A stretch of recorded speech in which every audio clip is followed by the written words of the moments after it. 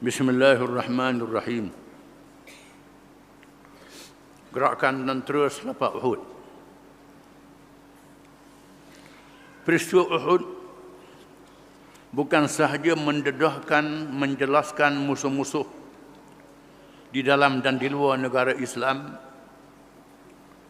tetapi telah menaikkan semangat mereka untuk bertindak ke atas umat Islam dan negaranya. Ekoran daripadanya berlaku beberapa peristiwa yang mencemaskan, di antaranya Bani Asad.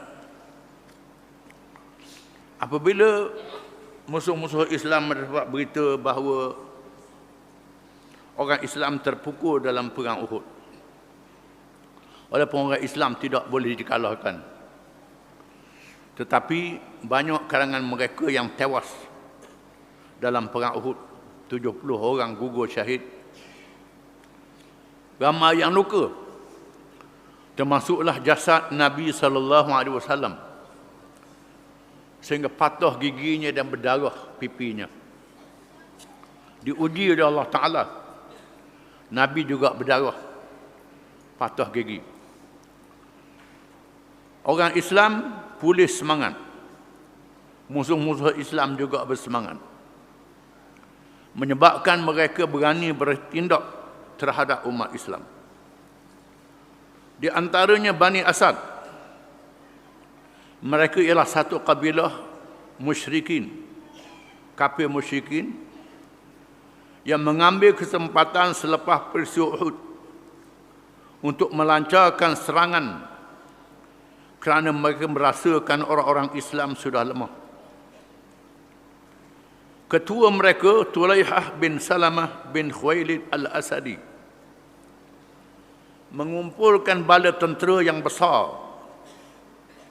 Tetapi Rasulullah SAW bertindak lebih cepat dan menghantar bala tentera Islam berjumlah 150 orang dari kalangan Muhajirin dan Ansar, di bawah pimpinan Abu Salamah radhiyallahu anhu. Rasulullah SAW berpesan kepadanya supaya bertakwa dan berlaku baik terhadap orang Islam yang bersamanya. Bila Nabi mendengar Bani Asad dengan pemimpin dia Tulaihah Al-Ansi mengumpulkan bala tentera untuk menyerang, lalu Nabi bertindak menyusun bala tentera kalangan Muhajirin dan Ansar dan menugaskan Abu Salamah radhiyallahu an menjadi ketua tentera ini. Sebelum bertolak, Nabi berpesan supaya Abu Salamah dan tentera Islam bertakwa kepada Allah, ikut perintah Allah, tinggal larangan. Ini kekuatan roh kepada tentera Islam. Kerana orang Islam dia menangkan dengan pertolongan Allah, bukan dengan jumlah yang ramai, dengan kelengkapan senjata saja, dengan pertolongan Allah. Memang jumlah orang bukan Islam biasanya lebih ramai, senjata bukan Islam lebih kuat. Allah Ta'ala suruh orang Islam, wa'iddu lahum mastata'tum min quwwah, dan bersedialah kamu sekadar kemampuan kamu dengan kekuatan. Allah Ta'ala suruh orang Islam bersedia dengan kekuatan mengikut kemampuan kamu, bukan mesti sama seperti musuh. Tak apa, tak sama dengan musuh, tapi kamu mesti ikhlas, kerana Allah Ta'ala mengikut kemampuan kamu, kemudian kamu ikhlas kepada Allah Ta'ala. Selepas itu datangnya pertolongan Allah Subhanahu Wa Ta'ala, dengan syarat kamu bersedia mengikut kemampuan kamu. Jangan sembunyikan kemampuan itu. Yang kedua, kamu bertakwa kepada Allah. Kamu diberi kemenangan oleh Allah Ta'ala. Itu syarat. Kedatangan tentera Islam secara mengejut dan tidak diduga oleh mereka menyebabkan mereka lari bertempiaran, meninggalkan binatang-binatang ternakan seperti unta-unta dan kambing-kambing yang menjadi rampasan tentera Islam, dan berjaya juga menawan 3 orang hamba. Tentera Islam mencapai kemenangan. tidak berperang, musuh melarikan diri. Allah Ta'ala masukkan haibah, kegerunan orang Islam dalam hati orang yang bukan Islam. Ini sifat orang Islam zaman dulu. Lain akhir zaman. Akhir zaman ni orang Islam tidak ada haibah. Disebut dalam hadis, akan berlaku di akhir zaman, kamu orang Islam jadi macam hidangan yang diratah oleh musuh. Meratah makanan dengan lazat. Kerana hilangnya kehebatan. Kehebatan hilang. Dengan sebab apa? Hubbud dunya wa karahiyatul maut. Kerana terlalu kasihkan dunia dan takutkan mati. Ini sifat yang ada pada orang Islam di akhir zaman. Menyebabkan hilang kehebatan. Ada orang Islam zaman dulu bertakwa kepada Allah, tak takut ke mati dan tak pelhak dengan dunia walaupun mereka diberi kemenangan dari Allah Ta'ala. Menyebabkan Tuhan beri dunia dan haibah. Haibah ni ialah musuh rasa gerun bila melihat mereka. Hari ini haibah itu hilang. Kerana apa? Kerana orang Islam duk terliur dengan dunia. Macam orang kafir juga, tak tahu halal haram. Tak tahu halal haram, terliur. Dan takut pada mati, tenggelam dalam maksiat. Menyebabkan kehebatan itu hilang. Ini kita kena faham mengapa orang Islam jadi lemah. Kita kena balik semula. Kisah ni menunjukkan bagaimana musuh merasa haibah, gerun dengan orang Islam, dengan pertolongan Allah Ta'ala. Mereka berada di situ selama beberapa hari. Mereka duduk di Bani Asad selama beberapa hari. Tetapi Abu Salamah telah meninggal dunia apabila sampai di Madinah kerana kesan kecederaannya dalam peperangan Uhud.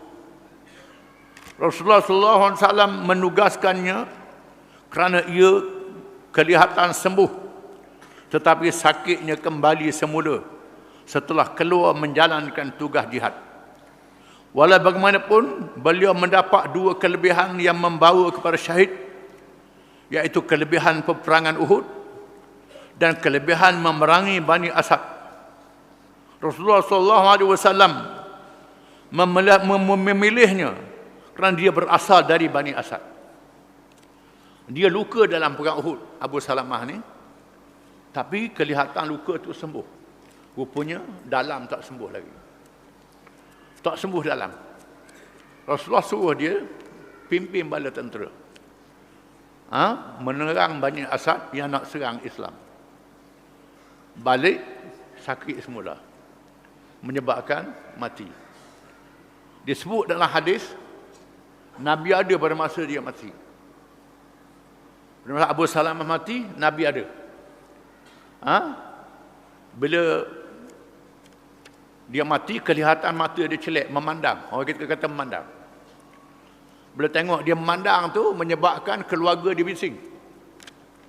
Nabi kata, jangan bising. Jangan cakap bukan-bukan. Berdoa di masa ini. Kerana masa ini malaikat mengaminkan doa. Lalu Nabi berdoa, Allah Ta'ala rahmat dan selamatkan Abu Salamah.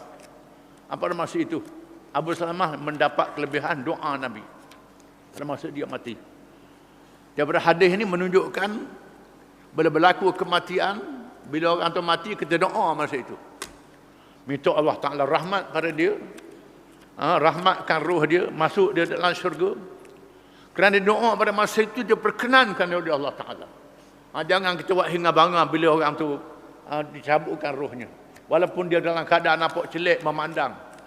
Nabi kata, mata memandang melihat rohnya yang keluar, kata Nabi.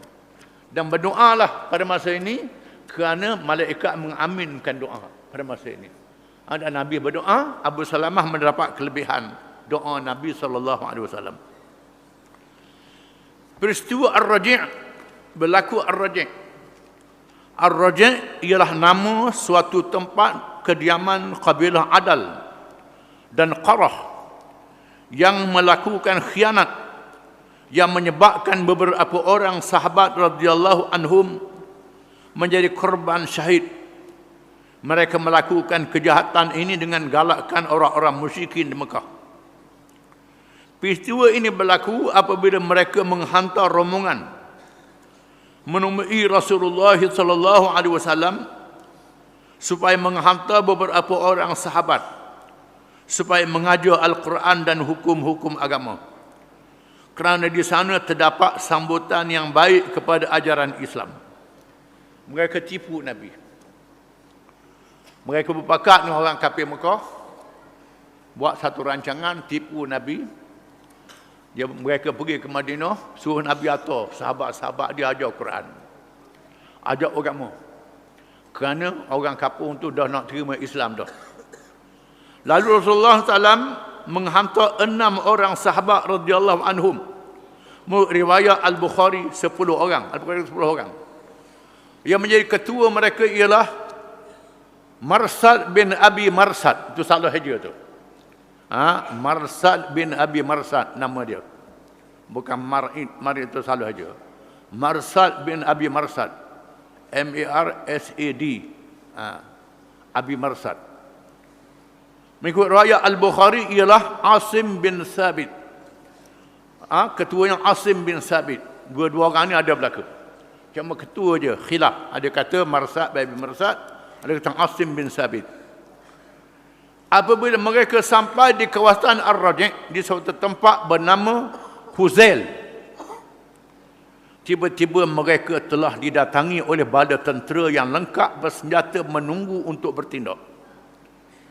Dia tunggu dengan bala tentera, jahat, tipu, nak bunuh sahabat-sahabat Nabi. Dengan senjata bala tentera, mereka datang beramai-ramai mengepung para sahabat radhiyallahu anhum. Mereka berkata, lebih baik kamu menyerah diri kepada kami. Kami tidak melakukan apa-apa, cuma untuk mendapatkan sesuatu daripada orang-orang Mekah. Kalau kami menyerahkan kamu kepada mereka. Tetapi ketua rombongan kata mereka, kamu serah diri. Kerana kami ada janji dengan orang Mekah. Kalau kamu serah diri, kami serah ke orang Mekah. Orang Mekah beri bayar pada kami. Dia main begitu. Tetapi ketua rombongan sahabat tidak mahu menyerah. Mengambil keputusan lebih baik mati bertempur daripada menyerah. Dan tidak sekali-kali percaya pada janji orang-orang musyrikin. Lalu beliau menentang musuh sehingga mereka gugur syahid. Adapun 3 orang yang masih tinggal mengambil keputusan menerima janji yang ditawarkan. 3 orang serah diri. Yang lain mati syahid, dibunuh oleh musuh. Mereka bertiga ialah Zaid bin Abi Dasinah, Khubayb bin Adi dan Abdullah bin Tariq. Ini 3 orang ditawar oleh musuh.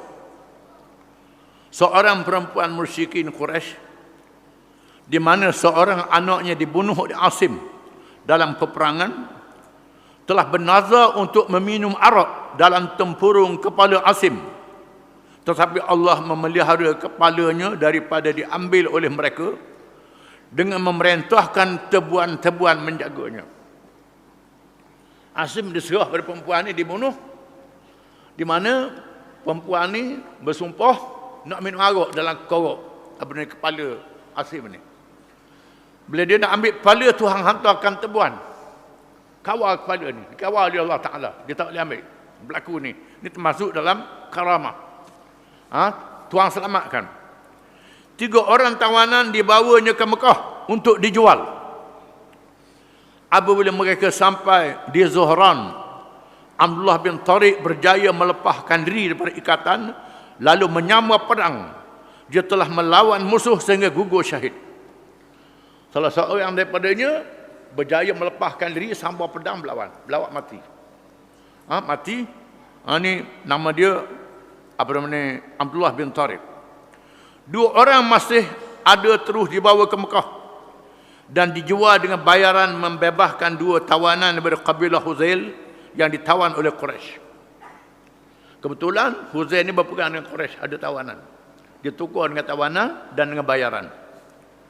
Khubayb radhiyallahu anhu telah dibeli oleh Bani Al-Haris bin Ammar bin Nufail bin Naufal kerana telah membunuh pemimpin mereka Al-Haris dalam peperangan Badar.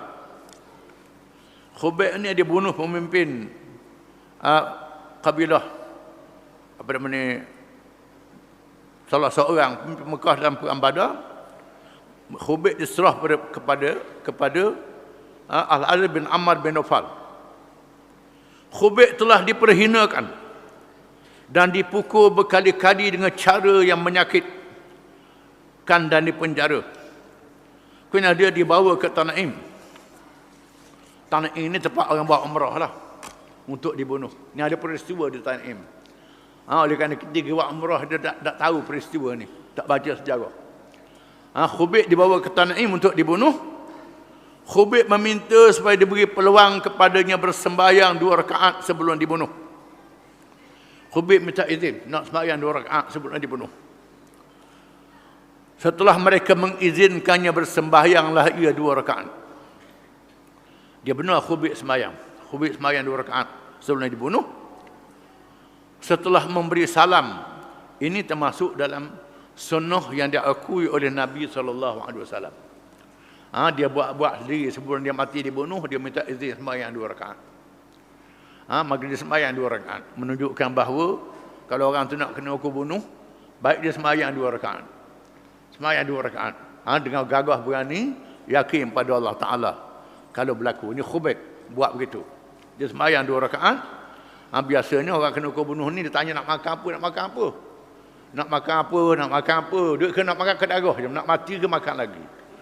Tapi Khubayb ni tidak, dia minta nak sembahyang 2 rakaat. Setelah memberi salam, Khubayb berkata kepada mereka, demi Allah, kalau tidak kerana bimbang kamu menuduh aku pengecut, nasihat aku sembahyang lebih panjang lagi, kata Khubayb. Aku sembahyang pendek ni kerana aku takut tuduh aku ni pengecut, takut nak mati. Aku tak takut mati, kata dia. Aku sembahyang pendek kerana nak derah mati. Kemudian dia berdoa. Ya Tuhanku, kira kalah mereka semua dan binasakanlah mereka semua, sehingga jangan tinggal seorang pun. Doa dia. Kira mereka semua, binasakan mereka semua, jangan tinggal seorang pun. Kemudian dia bersyair. Dia seorang penyair. Dan lagi bersyair. Syair dia nya, walastu ubali hina uqtalu musliman ala ayyi jambin kana fillahi masra'i wa dhalika fi dhatil ilahi wa in yasha yubarik ala awsalin silwin mumazza'i. Makna dia, demi sesungguhnya aku tidak peduli sekiranya aku dibunuh sebagai seorang Islam, di mana sahaja anggota yang dibunuh, perkara itu kerana Allah. Jika ia menghendaki, nescaya ia memberkati setiap anggota yang dihiris, kata dia. Di syair dia ketika nak jatuh kaum bunuh. Maka dia telah dibunuh syahid di Tanaim, tempat orang umrah. Biasa orang pergi haji buat umrah Tanaim ni, tanah halal situ. Pada hari itu juga mereka membunuh sahabat yang seorang lagi, iaitu Zaid bin Ad-Dasinah, yang dibeli oleh Safwan bin Umayyah. Safwan bin Umayyah beli. Abu Sufyan yang menjadi pemimpin Tagut pada masa itu bertanya pada Zaid, apakah pendapat kamu kalau Muhammad berada sekarang menggantikanmu supaya kami pancungkan lehernya? Kata Abu Sufyan, bagaimana kalau aku tukarmu dengan Nabi Muhammad? Kamu bebas, biar Muhammad ganti tempatmu. Abu Sufyan tanya Zaid. Zaid menjawab, demi Allah, aku tidak rela sekalipun kalau dia terkena duri, sedangkan aku bersama keluargaku. Kata Zaid, kalau Nabi kena duri pun aku tak rela. Baik aku mati. Jangan nak tukar dengan Nabi. Nabi kena duri pun aku tak rela, kata Zaid. Abu Sufyan berkata, aku tidak pernah bertemu seorang itu kasih pada seorang yang lain seperti para sahabat Muhammad kasih pada Muhammad.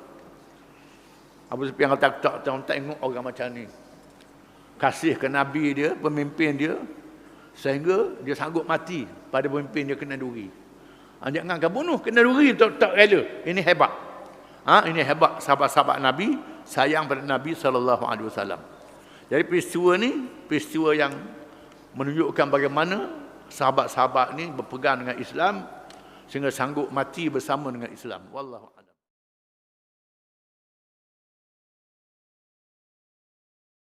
Bismillahirrahmanirrahim. Peristiwa Bi'ru Ma'unah. Pada tahun yang sama juga, pada tahun selepas berlakunya peristiwa Ar-Raji', berlaku peristiwa Bi'ru Ma'unah yang lebih menggerunkan.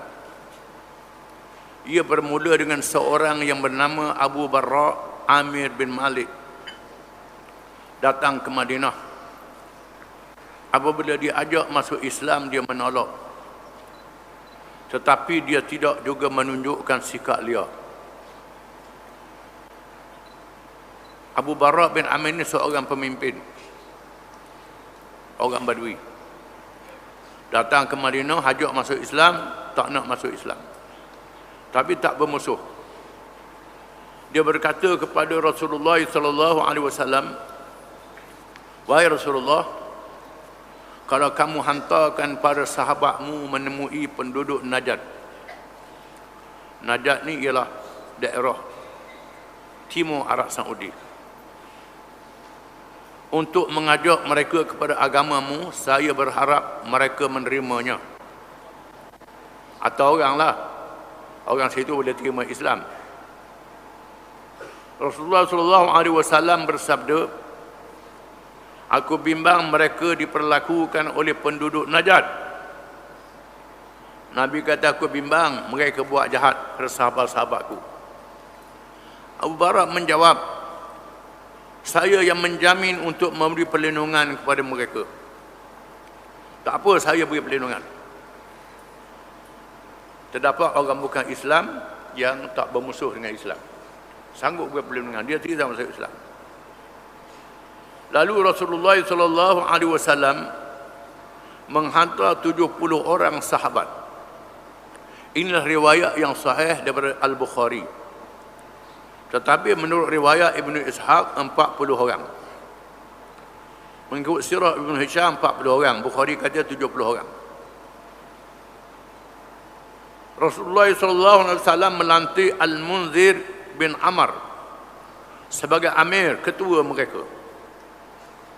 Dalam perjalanan mereka mencari kayu api dan membeli makanan. Dalam perjalanan itu mereka cari kayu api, jual kayu api, beli makanan. Di waktu malamnya mereka bertadarus Al-Quran dan bersemayam. Malam buat ibadat dan bertadarus Al-Quran, belum sampai ke tempat yang dituju. Sehingga mereka sampai di Bi'ru Ma'unah. Nama tempat Bi'ru Ma'unah, iaitu satu kawasan di antara Bani Amir dan Bani Sulaim. Lalu mereka pun berhenti dan mengutus seorang sahabat yang bernama Hiram bin Mulhan, yang membawa surat Rasulullah SAW kepada Amir bin Tufail yang menjadi pemimpin di kawasan itu. Tiba-tiba Amir yang celaka itu telah melakukan helah dengan menyuruh supaya Hiram ditikam dari belakang. Dibunuh utusan Nabi, ditikam dari belakang. Apabila pembunuhan itu dilakukan dan Hiram melihat darah terpancar dari badannya, dia berkata, bila Hiram sedar dia ditikam, Hiram berkata, "Demi Tuhan yang memiliki Kaabah, aku telah mencapai kejayaan mati syahid." Kata dia. Oh, tak ada apa-apa, kena tikam. Alhamdulillah, aku mati syahid. Rabbil Kaabah, aku mati syahid. Gembira dia. Amir bin Tufail mengarahkan supaya memerangi para sahabat yang masih baki. Dia hantar pasukan memerangi kawan-kawan yang masih ada. Tetapi kabilah Bani Amir enggan menurut perintah, kerana menyedari bahawa orang-orang itu dijamin oleh Abu Barra'. Pengikut dia takut, tak berani, kerana Abu Barra' memberi perlindungan. Abu Barra' yang temu Nabi, seorang berpengaruh. Tetapi Bani Sulaim dari kalangan keluarga Ra'al dan Zakwan menerima ajakannya. Mereka datang beramai-ramai untuk mengepung para sahabat radhiyallahu anhum. Lalu para sahabat yang cintakan syahid itu menentang habis-habisan, sehingga mereka gugur syahid. Semua sahabat itu tak menyerah kalah, lawan gugur syahid. Malaikat seorang sahaja, iaitu Ka'ab bin Zaid bin An-Najjar. Dia hanya mendapat luka. Di mana Ka'ab bin Zaid bin Najjar luka dan disangka oleh musuh telah terbunuh. Musuh ingat dia mati dah, lalu ditinggalkan. Tiada siapa yang menyedari perkara yang berlaku. Orang tak tahu peristiwa ini. Sehingga dua orang sahabat yang lalu di kawasan itu, iaitu Ammar bin Umayyah Ad-Damri dan Munzir bin Uqbah bin Amir, mereka melihat burung yang berterbangan di atas kawasan itu. Dua orang sahabat Nabi yang musafir tengok burung duduk pusing-pusing, mesti ada orang mati.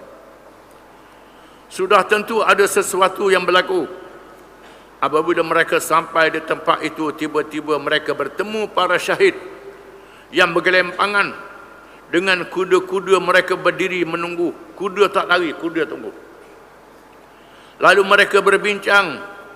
Ammar mencadangkan supaya pulang sahaja memberitahu apa yang berlaku kepada Rasulullah sallallahu alaihi wasallam. Dia dua orang dia. Ammar bin Umayyah Ad-Damri dan Munzir bin Uqbah Al-Amir. Dia bincang dua orang ni. Kita balik beritahu ke Nabi lah. Ni kena bunuh ni. Tetapi Al-Munzir mengambil keputusan untuk menuntut bela atas pembunuhan kejam itu. Munzir nak tunjuk berani. Kita lawan lah. Kita dua orang pun dari apa lawan. Dia terus bertindak menyerang musuh. Tetapi dia gugur syahid. Adapun Ammar bin Umayyah ditawan oleh musuh. Ammar kena tawan. Apabila musuh mengetahui dia dari kabilah Mudar, musuh tahu dia kabilah Mudar, lalu Amir membebaskannya setelah ditarik rambut ubun-ubunnya. Orang tahu dia ni daripada kabilah yang berpengaruh, lalu takut nak bunuh, dia tarik rambut kepala, lepas. Dalam perjalanan pulang dia singgah di Qarqarah. Dalam balik singgah di Al-Qarah nama tempat. Lalu bertemu pula dengan dua orang dari kabilah Bani Amir. Bertemu dengan dua orang kabilah Bani Amir, yang tawan dia tadi. Apabila kedua-dua orang itu nyenyok tidur, dia terus membunuh kerana ingin menuntut bela di atas kematian para sahabat di Bi'r Ma'unah. Peluang dua orang tidur, dia bunuh. Dua orang ni daripada orang kapal tu bunuh. Orang tidur sedar, tetap saja bunuh, tanpa mengetahui bahawa Bani Amir tidak terlibat dan mereka mempunyai ikatan bernaung di bawah negara Islam. Bani Amir ni tak terlibat dengan kabilah yang membunuh itu. Tak terlibat. Dia keluarga ni. Dia ada perjanjian dengan Nabi, naungan. Setelah pulang ke Madinah, Ammar menceritakan kepada Rasulullah sallallahu alaihi wasallam. Dia balik seorang. Nabi tahu dah 70 orang sahabat dia syahid dan yang lagi pun syahid juga. Peristiwa yang berlaku dari awal hingga akhir.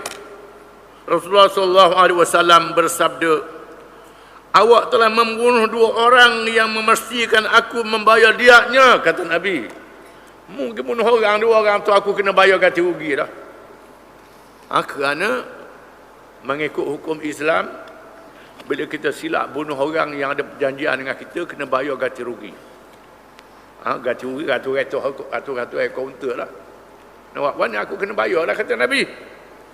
Rasulullah SAW sangat sedih dengan peristiwa Ar-Raji' dan Bi'r Ma'unah, sehingga dua-dua peristiwa ni berlaku dalam setahun. Ar-Raji' yang kita baca dulu minggu lepas, ni Bi'r Ma'unah berlaku pula.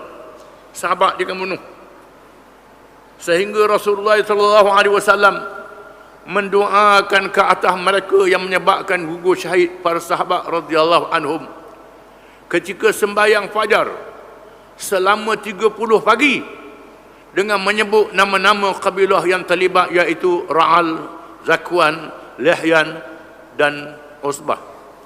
Nabi baca kunut tiap-tiap sembahyang subuh selama 30 pagi. Nabi baca kunut.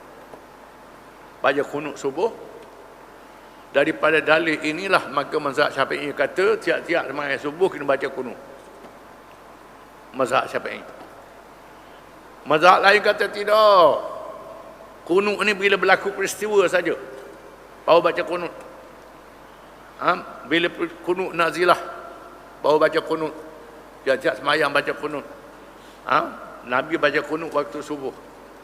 Mazhab lain kata baca kunut. Cuma bersama dari segi 15 akhir bulan Ramadan, witir baca kunut. Itu sepakat. Tapi sembahyang subuh menjadi khilaf antara Syafi'i dengan mazhab lain. Syafi'i mengatakan sunat muakkad. Kalau tak baca kunut kena sujud sahwi. Mazhab lain kata tidak, sunat muakkad. Tak baca kunut pun tak apa, tak sujud sahwi. Dengan sebab itulah kita pergi Mekah, tak Imam Mekah tak baca kunut, tak Imam Madinah tak baca kunut. Kan dia mazhab Hanbali. Khilafnya ialah kerana mereka kata Nabi baca kunut dengan sebab peristiwa Ar-Raji' dan Bi'ru Ma'unah. Maka kunut itu bukan sembahyang masa. Syafi'i kata tidak, sembahyang baca kena baca kunut. Gak sekarang ni bukan Raji' Ma'unah, lebih pada itu lagi orang Islam kena bunuh di Myanmar, kena bunuh di Palestin, kena bunuh rata-rata. Kena baca kunut lah, saya ada masalah. Tak, patutnya tak ada khilaf lagi. Suasana orang Islam pada hari ini, suasana kena baca kunut. Supaya Allah Ta'ala beri pertolongan pada Islam. Balah ni cerita zaman dulu. Masalah-masalah khilaf ini. Dua peristiwa yang menyedihkan ini tidaklah menunjukkan bahawa Rasulullah SAW boleh dipermudahkan untuk ditipu, tetapi menunjukkan kesungguhan dan kejujuran Rasulullah SAW untuk mengajak dan menyelamatkan manusia dengan Islam yang diamalkan kepadanya untuk disampaikan. Menunjukkan bahawa Nabi menunaikan kewajipan dakwah. Islam bukan untuk diri kita sahaja, mesti kita kan ajak orang lain masuk Islam juga. Ada orang tu cukuplah jangan cara korang, kita sudahlah caralah. Tidak. Kita mesti sampaikan Islam pada orang lain. Ajak orang bukan Islam masuk Islam. Orang Islam yang lemah ni ajak kuatkan Islam ni. Ini tanggungjawab kita. Jangan padang kita cara korang lah. Ini bukan cara Islam, ini salah. Ini ajaran yang salah. Nabi terus berdakwah. Mereka yang dihantar bukannya terdiri dari kalangan penglima tentera, tetapi dari kalangan orang-orang yang sekadar mengajar Al-Quran dan hukum agama. Mereka yang dihantar itu bukan penglima perang, tapi guru-guru Quran, guru-guru agama dihantar itu. Nabi hantar bukan nak berperang, patut mereka faham, tapi mereka telah bunuh. Walaupun demi kalangan orang-orang yang seperti itu, tetapi mereka juga mempunyai sifat kepahlawanan Islam yang bersedia untuk mati syahid. Walaupun mereka ni ustaz, guru Quran, tapi gagah berani. Jangan ustaz menakut. Bukan ustaz menakut. Ustaz juga, tapi tak serah pada musuh, berlawan. Ini kehebatannya. Yang Nabi ada ni, ustaz-ustaz yang mengajar Quran. Tapi jangan main nak gomoh tak apa. Anak berlawan tak apa. Ini menunjukkan mempunyai sifat kepahlawanan. Bukan sahaja untuk menjadi guru agama sekadar mengajar, tanpa bersedia berjuang mempertahankan dan meninggikan kalimah Allah Subhanahu wa taala. Demikianlah sifat generasi pertama, iaitu mereka yang menjadi pahlawan di siang hari dan ahli-ahli ibadat di waktu malam, atau mencari kayu api di siang hari dan beribadat dengan tekun di waktu malam. Mereka adalah orang yang taat pada Allah Ta'ala waktu malam, yang rajin bekerja, yang kuat berjuang di waktu siang hari. Ayat ini disebut oleh Raja Rom. Raja Rom Byzantine, Rom Timur, iaitulah yang berpusat pada awalnya di Dimash, kemudian berpusat di Istanbul. Rom Timur, Byzantin. Bila tentera Islam sudah berjaya menawan negeri Syam, menakluk negeri Syam, tentera Rom kalah. Mereka berundur di Konstantinopel. Sebelum berundur, dia suruh pengintik-pengintik dia pergi tengok orang Islam buat apa. Orang Islam buat apa. Orang Islam dia mengenal sifat-sifat mereka. Lalu pengintik beritahu orang Islam ni, ruhbanun fil lail, fursanun fil nahar. Mereka adalah ahli-ahli ibadat di waktu malam dan pahlawan-pahlawan yang gagah berani di waktu siang hari. Ini orang Islam. Dalam kisah ini, sahabat-sahabat yang Nabi hantar untuk mengajar Quran ni, waktu siang hari cari kayu api, jual kayu api. Tak ada bekal. Bukan pikul bekal tau.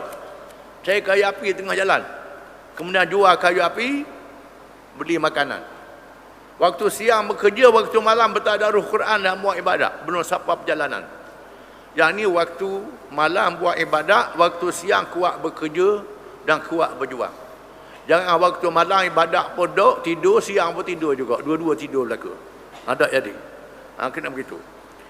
Apabila menyatakan Islam, peperangan tidaklah menjadi cara pertama, tetapi ia menjadi penyelesaian apabila dakwah diganggu dan dihalang. Menunjukkan bahawa pendekatan Islam hendaklah mendahulukan perdamaian. Peperangan adalah terpaksa. Bila orang paksa kita berperang, kita gagah berani tidak undur di medan perang. Peristiwa Ar-Raji' dan Bi'ru Ma'unah mendedahkan hasrat pendukung Islam yang pertama-tama ialah untuk menyelamatkan manusia. Menyelamatkan manusia dengan Islam. Apabila peluang diberi, maka tidak lagi diperangi. Orang beri peluang, ajak para Islam. Ajak orang beri peluang. Masalah musuh menipu adalah niat dan amal jahat mereka. Musuh tipu itu kerja dia. Adapun mereka yang syahid tidaklah rugi dengan penipuan dan khianat itu. Orang yang masih syahid tak rugi dengan sebab musuh tipu. Tetap untung. Tetapi akan menunggu keuntungan besar yang dijanjikan oleh Allah dan Rasulnya untuk orang-orang yang terkorban syahid kerana meninggikan agama Allah. Inilah yang menjadi cita-cita orang yang beriman. Wallahu a'lam.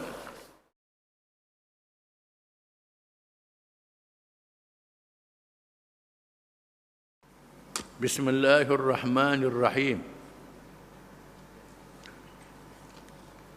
Peristiwa Bani Nadir. Bani Nadir ialah salah satu kaum Yahudi yang berada di Madinah. Bila Nabi berhijrah ke Madinah dan mendirikan kerajaan Islam, di mana rakyatnya bukan saja orang Islam, Muhajirin dan Ansar, Aus dan Khazraj, kabilah-kabilah yang masuk Islam, termasuklah orang-orang Yahudi. Di antara Yahudi itu ialah kabilah Bani Qainuqa, Bani Quraidah dan Bani Nadir. Peristiwa Uhud dan beberapa kemalangan yang menimpa umat Islam selepasnya telah memberi semangat kepada Yahudi yang menyimpan dendam yang membara terhadap Islam dan umatnya. Walaupun mereka terkenal dengan sifat penakut, tetapi secara diam-diam mempunyai hubungan sulit dengan orang-orang munafik dan musyrikin untuk merancang berbagai-bagai cara dan pakatan jahat. Mereka sebenarnya tidak berani berperang secara berdepan, terutamanya selepas tindakan ke atas Bani Qainuqa dan Ka'ab bin Ashraf.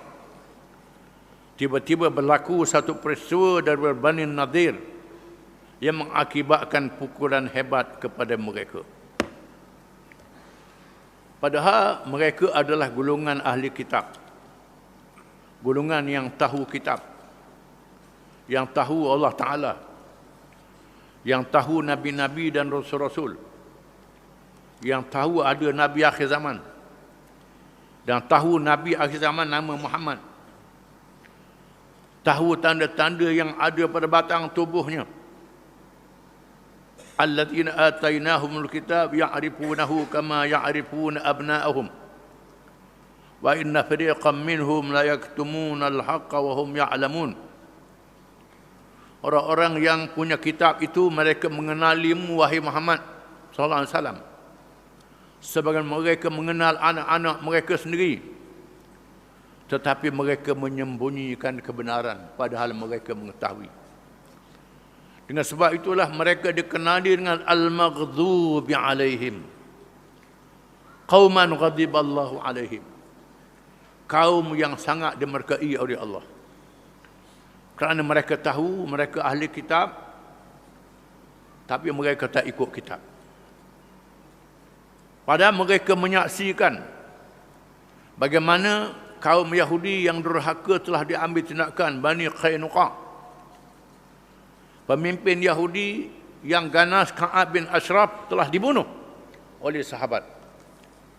Nabi suruh sahabat dia bunuh. Kita baca kisahnya Ka'ab bin Ashraf. Semua tindakan ini menakutkan orang Yahudi. Tetapi mereka simpan dendam dalam hati mereka. Merancang untuk mengalahkan Islam, membinasakan Islam dan umatnya, membunuh Nabi sallallahu alaihi wasallam. Mereka rancang. Apabila Rasulullah sallallahu alaihi wasallam datang ke kampung mereka untuk meminta supaya memberi sumbangan diat berhubung dengan Amr bin Umayyah Ad-Damri yang membunuh 2 orang dari kalangan Bani Kilab, di mana mereka sebagai rakyat dalam negara Islam telah berjanji untuk memberi sumbangan sekiranya berlaku perkara yang seperti itu. Berlaku satu kemalangan, seorang sahabat Amr bin Umayyah Ad-Damri membunuh 2 orang dari Bani Kilab. Dianggap pembunuhan ini berlaku sebagai satu kesalahan dan kena bayar diat, kena bayar ganti rugi. Di mana ada perjanjian orang Yahudi, kalau ada apa-apa hal, mereka juga adalah penyumbang. Rasulullah SAW pergi ke kampung mereka bersama dengan beberapa orang sahabat radhiyallahu anhum. Setelah diberitahu tujuan datangnya, maka Bani Nadir menyatakan kesanggupan mereka untuk menunaikan janji itu dan meminta Rasulullah SAW menunggu di tepi rumah di dalam kampung mereka bersama-sama Abu Bakar dan beberapa orang sahabat lagi. Mereka sanggup nak bayar, berjanji satu tempat di kampung mereka di tepi sebuah rumah. Nabi pergi dengan sahabat-sahabat dia. Tiba-tiba orang-orang Yahudi itu telah membuat pakatan untuk membunuh Rasulullah SAW dengan cara menggugurkan batu dari atas rumah di mana Rasulullah SAW berada di tempatnya. Mereka merancang nak bunuh Nabi dengan cara batu jatuh. Penjatuh batu. Kemalangan lah kononnya sebenarnya nak bunuh Nabi. Buat rancangan itu. Mereka rancang. Seorang yang bernama Amr bin Jahash sanggup melakukan kerja itu. Ditugaskan orang ini. Walaupun salah seorang dari kalangan mereka telah melarangnya, yaitu Salam bin Mishkam. Dia memberi amaran, jangan lakukan perkara ini, dia akan diberitahu. Jangan, dia ni Rasul sungguh. Nanti Tuhan beritahu ke dia. Ada orang kalangan dia tu yang tak berani. Yang mana ni? Muhammad ni. Dan kerja ini adalah melanggar perjanjian di antara kita dan dia. Tetapi nasihat itu tidak diindahkan. Nak buat juga. Malaikat Jibril telah diperintah oleh Allah Subhanahu wa taala supaya memberitahu kepada nabinya sallallahu alaihi wasallam akan perancangan jahat itu. Malaikat Jibril turun beritahu. Ada malaikat, Allah Ta'ala tugaskan malaikat Jibril beritahu. Rasulullah SAW terus bangun dan pulang segera ke Madinah. Fikah bangun selalu Nabi. Bila Jibril beritahu, balik Madinah. Apabila para sahabat bertanya kepadanya, mengapa dia melakukan demikian? Pasal apa Rasulullah juga begitu? Pergi dah, duduk dah, pikir bangun lari. Mengapa? Rasulullah SAW memberitahu kepada mereka apa yang telah dirancang oleh Yahudi Bani Nadir. Nabi beritahu, Allah beritahu pada aku, mereka nak bunuh aku, kata Nabi. Rasulullah SAW bertindak segera dengan menghantar Muhammad bin Maslamah sebagai utusan untuk memberitahu Bani Nadir bahawa mereka tidak dibenarkan lagi tinggal di Madinah. Mereka diberi tempoh 10 hari. Jika masih berada di Madinah lagi selepas tempoh itu, hukumannya ialah pancung leher. Lalu Nabi hantar Muhammad bin Maslamah, iaitulah penglima Islam yang ditugaskan membunuh Ka'ab bin Ashraf, yang kita baca kisahnya. Yang pergi ni bukan calon-calon orang yang ditugaskan oleh Nabi membunuh Ka'ab bin Ashraf, yang kita baca kisahnya dulu. Nabi tugas Muhammad bin Maslamah beritahu kepada pemimpin Bani Nadir keluar daripada Madinah dalam tempoh 10 hari. Kalau tak keluar, akan dihukum bunuh, dipancung. Tidak ada jalan lagi bagi mereka untuk berdalih dan melepaskan diri. Lalu mereka pun membuat persediaan untuk meninggalkan Madinah. Mereka buat persediaan untuk tinggal Madinah. Tiba-tiba pemimpin munafikin Abdullah bin Ubay, pemimpin munafik ni ialah yang berpura-pura Islam. Pemimpin Abdullah bin Ubay yang tinggal di Madinah menasihatkan Bani Nadir supaya jangan keluar, hendaklah bertahan dan menentang habis-habisan. Lawan. Tak apa. Dia mempunyai 2,000 pengikut yang akan bersama Bani Nadir. Aku ada 2,000 orang dengan aku. Boleh tolong perang dengan Muhammad. Aku sanggup untuk berada dalam kota bagi menentang Rasulullah SAW dan menyatakan kesediaan untuk mati bersama-sama Yahudi itu. Kami sanggup mati. Kamu ni kawan kami. Dia jawab, suruh Bani Nadir jangan undur, lawan, berperang. Bersempena dengan ini Allah SWT menurunkan firman-Nya, turun wahyu. Alam tara ila alladhina nafaqu yaquluna li ikhwanihim alladhina kafaru min ahli alkitab la in ukhrijtum lanakhrujanna ma'akum wa la nuti'u fiikum ahadan abada wa in qutiltum lanansurannakum wallahu yashhadu innahum lakadibun. Itu ayat dalam surah Al-Hasyr. Maksudnya, apakah kamu tiada memerhatikan orang-orang yang munafik yang berkata kepada saudara-saudaranya mereka yang kafir di antara ahli kitab, sesungguhnya jika kamu diusir, nescaya kami pun akan keluar bersama-sama kamu, dan kami selama-lamanya tidak akan patuh kepada sesiapa pun untuk menyusahkan kamu, dan jika kamu diperangi, pasti kami akan membantu kamu. Dan Allah menyaksikan mereka adalah orang-orang yang bohong. Tinggal terjemahannya. Perangsang yang diberi oleh Abdullah bin Ubay menyebabkan orang-orang Yahudi itu naik semangat, terutamanya pemimpin mereka Huyai bin Akhtab.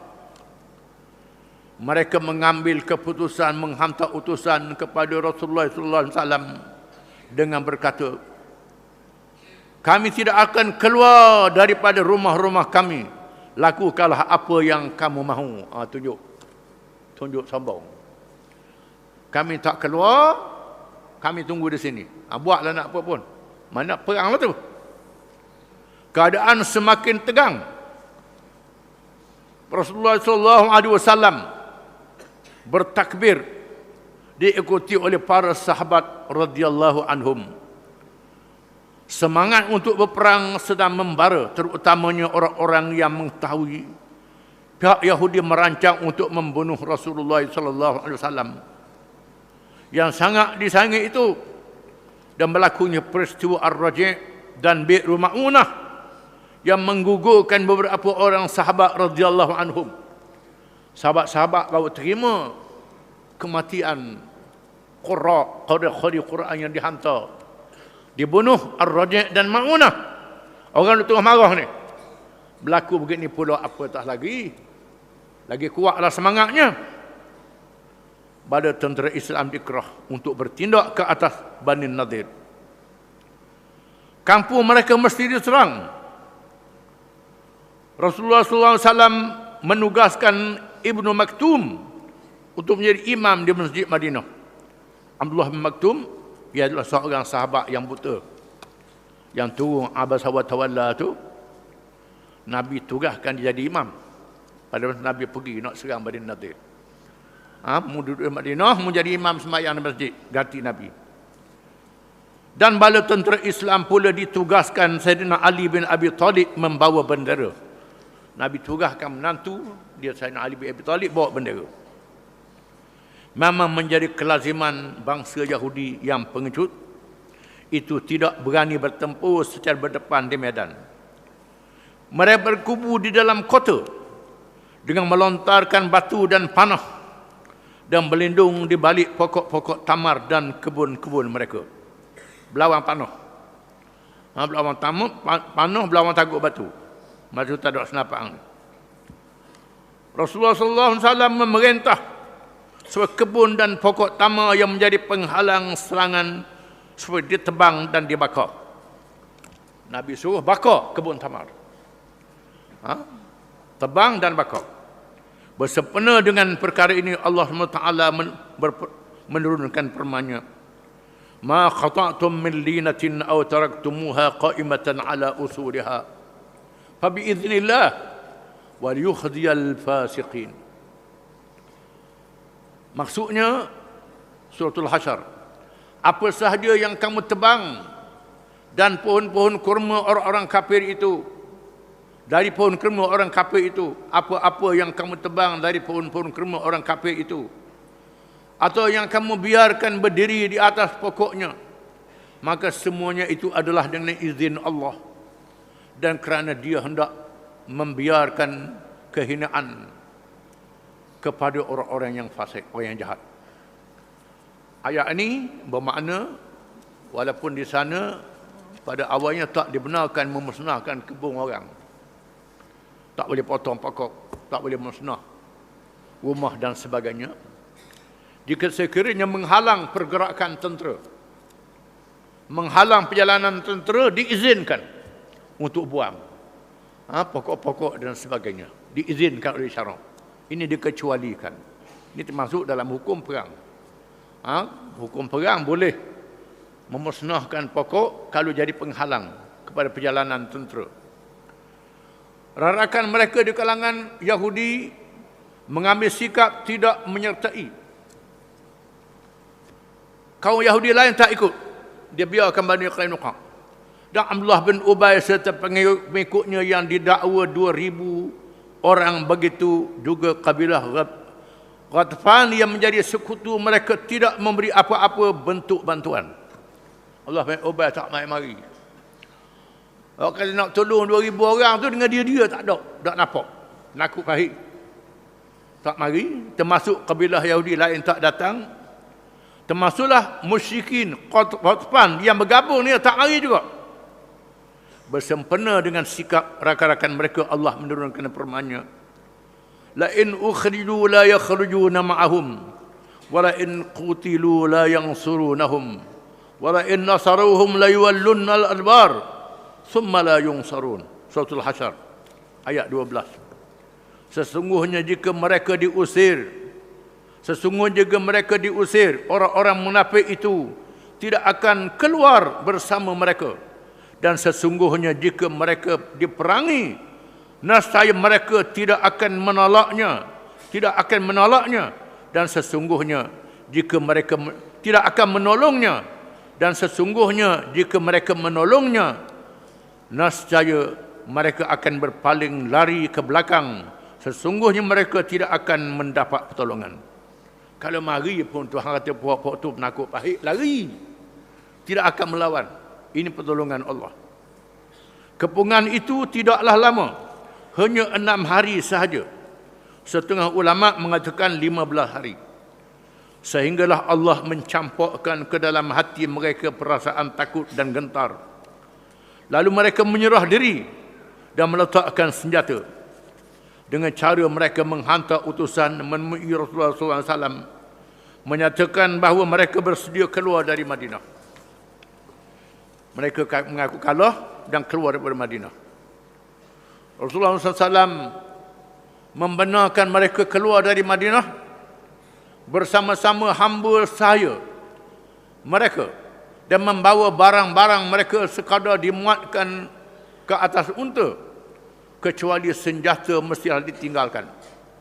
Mereka pun keluar dari Madinah seperti yang diarahkan, di mana didapati mereka telah merobohkan rumah-rumah mereka dengan tangan-tangan mereka sendiri, membawa pintu-pintu, jendela-jendela dan alat-alat rumah yang boleh dibawa. Mereka keluar, mana-mana barang rumah yang boleh bawa, cokeh. Buat lari. Buat lari. Mereka tak benar bawa senjata. Senjata ditinggalkan. Comanya, bika pitu bolehlah buat lari. Buat lari bika pitu. Hak boleh bawa je. Almari kalau ada lah. Buat lari tu je. Hak boleh akut. Hanya 2 orang yang menerima Islam dan menjadi penganutnya. 2 orang kalau mereka masuk Islam. Ada masuk Islam. Iaitu Yamin bin Amr dan Abu Sa'ad bin Wahab.